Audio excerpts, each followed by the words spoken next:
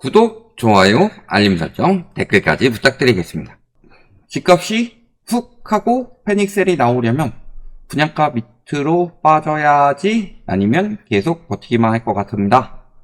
19년, 20년도쯤 서울 외곽 경기 4억대 분양이었는데 이 사람들 지금 보면 안전빵 아닌가요? 그 당시에는 고분양이었거든요. 일단은 알아두셔야 될 거는 분양가 밑으로 빠져야 패닉셀이 오는 게 아니라 패닉셀이 와야 분양가 밑으로 빠지는 거죠. 우리가 2022년도 생각을 해봅시다. 2022년도에 패닉셀 수준이었죠. 아마 이때 매매 그리고 전세가가 2022년만큼 빠진 시기라고 따지면 97년, 98년 이 시기밖에 없어요. 2008년 글로벌 금융위기가 터졌을 때도 2011년 저축은행 사태가 터졌을 때도 2022년만큼 빠지진 않았어요. 다만 2022년에 너무 패닉셀 수준으로 빠지니까 정부에서 했던 게 뭐가 있었어요? 금리 누르고 그 다음에 DSR 예외 늘리고 그 다음에 40년, 50년 주담대를 통해서 DSR 예외까지는 아니고 우회하도록 만들고 이런 정책들이 다 나왔었죠. 규제 완화하고 정부에서 공급 부족 발언하고 원희룡 장관 때부터 박상무 장관 때까지 계속 이야기하고 있죠. 이런 것들을 이야기를 해요. 특히 이 중에서 가장 효과가 좋았던 거는 요 세 개죠.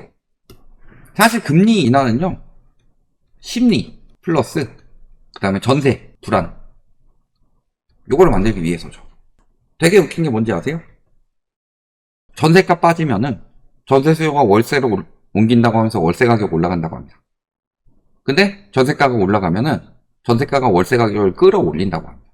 올리기 위해서 자꾸 여론을 만드는 거예요. 그래서 낼 수 있는 대책은 다 냈어요. 그 후유증이 뭐예요? 말씀 많이 드렸지만 주택 도시기금 이게 49조에서 지금 13조 9천억까지 빠졌죠. 35조 이상 빠졌고 문제는 여기서 임대주택이라든지 또는 전세 사기 피해자들 이런 사람들 자금도 남겨놔야 되고 또 한 가지 이 주택도시기금은 뭘로 마련됐어요? 청약통장으로 마련된 기금이죠. 청약통장 사람들 내 집 마련의 꿈을 위해서 미래 수요들을 지금 끌어다 들여가지고 이 사람들 돈을 가지고 살린 거예요. 미래 수요들이 나중에 청약받아야지 하고 모아놓은 돈을 가지고 뭘 하고 있어요? 신생아 특례 혹은 특례 보금자리론 이런 것들 내가지고 대출로 내주고 있다. 이게 얼마나 개짓이냐. 그래서 저희가 이것에 대해서 어떤 표현을 했어요? 최근에 뭐 주택연금까지도 빼다 쓰려고 하고 있는데 보릿고개는 먹을 게 없어지죠. 먹을 게 아예 없는 게 아니에요. 뭐가 남아있죠? 종자가 남아있죠. 종자 C가 남아있는데 이거는 내년 농사를 위해서 아껴두어야 하니까 이거 보릿고개 때 겨울에 먹어버리면은 다음 해에는 쫄쫄 굶게 생기니까 겨울만 버티자 우리가. 그래서 다시 농사를 짓자. 근데 이 종자 C를 가지고 밥 지어 먹으면은 당장 지금은 버틸 수 있지만 미래가 사라진다고 그랬죠. 언론에서 맨날 떠드는 게 뭐예요? 2030 영끌족 요런 표현을 많이 쓰죠. 2030 영끌족이요. 원래 2030 때 집 사요? 30대 중후반 넘어가면 살 수 있겠지만 보통 2030들은 집을 살 나이가 아니죠. 근데 이들이 지금 사면은 10년 뒤에 사줘야 될 수요들이 지금 사면은 10년 뒤에 수요가 감소할 수밖에 없죠. 왜? 이 사람들이 집을 샀어요? 물렸어요? 손실이 엄청나죠. 이 손실 난 사람들이 40대가 되면 집을 살 수가 있어요? 이 손실 난 사람들이 40대가 되면 과연 집을 살 수가 있냐? 못 사죠. 그러니까 지금 미래 수요들 다 끌어다 쓰고 있는 거다. 근데 계속 내 집 마련을 해야 된다. 할 수 있는 사람이 돼야지 결혼이 가능해지는 이런 사회죠. 그러니까 내 집 마련하려고 돈을 모으거나 그러니까 소비가 줄죠. 그 다음에 돈을 모았어요. 내 집 마련했어. 대출 갚느라고 소비를 엄두도 못 내. 대출 갚느라고 지금 내수 시장이 박살이 나죠. 그러니까 결혼을 못해요. 내 집 마련 못하면. 그 다음에 내 집 마련 결혼을 했다. 출산을 할 수가 있어요? 출산 못하죠. 왜? 대출 갚느라 빠듯한데. 교육비는 어떻게 감당할 거예요? 교육비만 들어요? 식비 들죠. 옷값 들죠. 뭐 이거저거 들어가는 게 하나 두 개가 아니죠. 시간도 중요하죠. 경력 단절에 대한 이야기가 나오죠. 맞벌이를 해야만 버틸 수 있는데 애를 낳으면 한 명이 경력 단절이 될 가능성이 높아져요. 누가 애를 낳겠어요? 근데 이 와중에 대출을 불려가지고 부동산 시장을 부양하면서 애를 낳도록 하겠다? 얼마나 부양심 같은 정책이냐. 부양을 하면서 어떻게 애를 낳도록 만들어요. 그러니까 부양심 같은 정책이라고 하는 거지 자꾸. 그래서 신생아 특례 나오니까 출산 늘든가요? 신생아 특례가 출산율을 당장은 늘릴 수 있습니다. 예를 들어서 하반기에 애 낳아야지? 근데 일찍 나와서 대출을 받으면은 애 낳을 사람들은 더 일찍 나와도 대출을 받으려고 하겠죠. 그럼에도 불구하고 출산율이 안 올라가죠. 왜 그러겠어요? 그렇다면은 패닉셀은 언제 나오느냐? 자, 부동산은 올라갈 것 같아요? 떨어질 것 같아요? 기본적으로 우리나라 사람들의 심리가? 우리나라 사람들의 심리, 부동산은 불패다. 또 화폐가치 하락으로 올라갈 것이다. 또 안전자산이다. 등등. 이런 생각을 가진 사람들이 많죠. 근데 이런 생각들을 가진 사람들이 많으면 집값이 안 떨어질까요? 아니요. 왜 떨어지기 시작하냐? 여력이 떨어졌을 때. 늘 말씀을 드려요. 자, 유명한 축구 스타들. 이런 사람들이 뭐를 가지고 있다? 전용기를 가지고 있습니다. 그럼 전용기를 갖고 싶은 사람은 많아요. 근데 이 사람들이 다 수요다. 라고 말할 수 있어요? 아니죠. 저도 전용기 갖고 싶은데 전용기를 살 돈이 없어요. 한 메시급으로 돈을 벌면 사겠지. 그렇죠? 그러니까 사고 싶은 사람은 수요가 아니에요. 자꾸 언론에서 서울에는 생활인구가 많고 서울에 살고 싶은 사람이 많고 그러니까 서울 집값은 계속 올라갈 것이다 이런 식으로 이야기를 하는데요. 지금 가격에 살 수 있어요? 말이 안 되죠. 그러니까 사람들의 여력은 보통 이렇게 올라갑니다. 화폐가치 하락하는 만큼 올라가요. 근데 집값이 이렇게 올랐죠. 이 부분은 사실 소득을 고려하지 않고 대출을 마구 내줬기 때문이죠. 여기에 플러스로 이중 유동성이 들어오도록 만들었죠.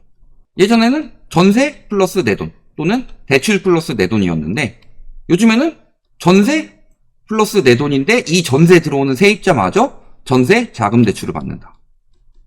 유동성이 두 번 낀 거예요. 은행돈 플러스 세입자 돈 플러스 내돈. 그죠? 그러니까 이런 식으로 과잉 유동성이 들어온 거란 말이죠. 그러니까 이 부분에 대해서 거품이 이렇게 생겨나는 거다. 우리 예를 들어서 뭐 임영웅 콘서트 이런 걸 해보면요. 안표 같은 거 막 가격 팔면 엄청나게 비싸다고 뭐 이런 식으로 불법이지만 하겠죠. 만약에 그렇게 된다면. 분양가가 높으니까. 분양가보다 더 높아지는 거죠. 심리가 그렇게 된다면. 그러니까 부동산 가격이 올라가는 거는 임영웅 콘서트, 아이유 콘서트 뭐 이런 거예요. 근데 분양가 밑으로 떨어지냐 안 떨어지냐는요. 시장이 얼마나 침체되느냐. 사람들의 심리가 얼마나 없어지느냐. 그러면은 분양가도 떨어집니다. 지금 분양가 거품도 굉장히 심하다고 그랬어요. 아까도 계속 말씀을 드렸죠. 강남도 못 버텨요. 2008년에 버블세븐이 거품 제일 많이 꼈었는데 제일 많이 빠진 데가 버블세븐이에요. 그 뒤에. 거기가 강남 3구, 목동, 분당 이런 곳들이에요. 지금도 똘똘한 채라고 말하는 거예요. 늘 말씀드리지만요. 버블이 생긴 부분은 항상 빠져요. 아무리 좋은 자산이 없어라도. 그래서 저희가 대표적으로 예시를 드는 게 뭐가 있었어요? 1990년대 닷컴 버블. 1990년대 닷컴 버블 생겼던 곳 중에서요. 닷컴 버블 터지면서 폭락했던 곳이요. 굉장히 유망한 곳들이 많았어요. 지금 생각해보면요. 애플, 아마존, 마이크로소프트 이런 곳들이 지금도 굉장히 큰 회사죠. 닷컴 버블 때 다 터졌던 곳들이에요. 그땐 버핏도 안 샀죠. 그런 것처럼. 그런 상황이 되는 거예요. 그러니까 버티기만 한다. 그러면 버티는 사람들은 어떻게 돼요? 안 팔리면 어떻게 돼요? 비싸게 팔려고 그랬는데 안 팔린다. 건설사가 용납을 못하니까 건설사들이 무너지죠. 건설사들 지금 엄청 무너지고 있잖아요. 용납이 되냐 안 되냐가 아니에요. 내가 좋은 소고기를 써가지고 비싸게 고깃집을 운영을 하는데 사람들이 돈이 없어서 그 소고기를 못 사 먹으면요. 망할 수밖에 없는 거다. 그게 답인 거고. 그런 거예요. 고소득자 많다고 해서 다 고소득자는 아니잖아요. 강남에요. 소득이 높지 않은데 집값 올라간다고 무리하게 산 사람들도 있어요. 결국에 중요한 건 황금성이다. 황금성. 그래서 예전에 저희가 이야기를 했을 때도 진짜 투자를 한다. 내가 투자에 일가견이 있다 하는 사람들은 최우선으로 보는 게 황금성이다. 가격이 올라가면 뭐예요? 팔리지가 않는데. 늘 말씀드리지만요. 내가 팔 때 가격이 올라가서 그 올라간 가격에 누가 사주는 게 아니라 내가 그냥 가지고만 있는데 가격이 계속 올라간다. 뭐가 좋다고 그랬어요? 기분이 좋다고 그랬죠. 기분만 좋다. 세금만 올라가지. 그래서 항상 그 사람들도 안전빵이다. 2006년에 산 사람도 안전빵, 2007년에 산 사람도 안전빵이라고 생각하고 산 거예요. 2008년에 터졌을 때. 2009년에 안전빵. 이런 사람들이 본격적으로 제대로 무너진 거는 팔리지가 않아서. 황금성이 떨어지니까 안 팔리는데 곧 오르겠지. 곧 오르겠지. 생각하다가 2012년, 2013년은 어마어마하게 무너졌어요. 왜냐면 올라갈 거라고 생각하니까 하는 거지. 자, 그래서 예시를 많이 든 게 허니버터칩 이야기를 하죠. 허니버터칩 수요 어마어마하게 몰리면서 웃돈 붙었었죠.